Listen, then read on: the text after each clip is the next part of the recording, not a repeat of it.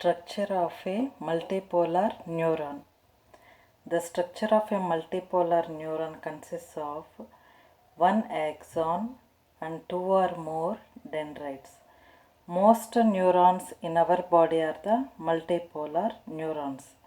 A neuron usually consists of cell body with one to many dendrites and a single axon. Now coming to the neurons. Neurons are the functional units of the nervous tissue.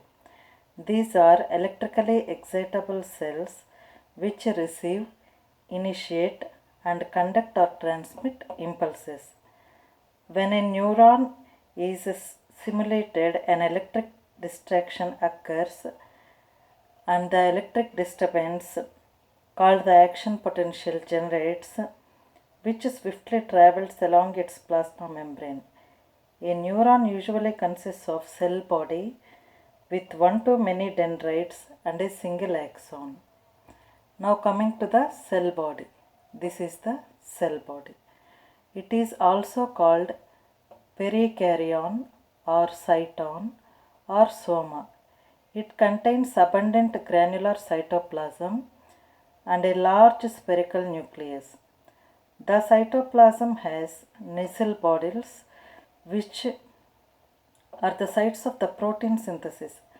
The cell body also consists of neurofibrils and lipofuscin granules. Now coming to the dendrites. These are the dendrites. Several short branched processes which arise from the cyton are called dendrites. They also contain Nisl bodies and neurofibrils. They conduct nerve impulses towards the cell body. Now coming to the axon. An axon is a single long cylindrical process that originates from the region of the cyton, and it is also called the axon hillock. Plasma lemma of an axon is called axoplasm, which contains neurofibrils. Nisl bodies are absent in this axon region. An axon may give rise to collateral branches. These are the collateral branches.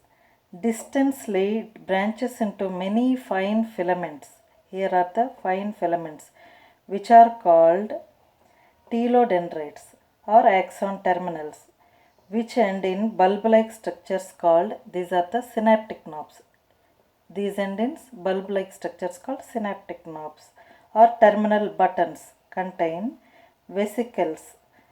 These synaptic knobs contain the chemicals that are neurotransmitters. The chemicals that present here are neurotransmitters. These neurotransmitters helps to transmit impulses from one neuron to the other neuron.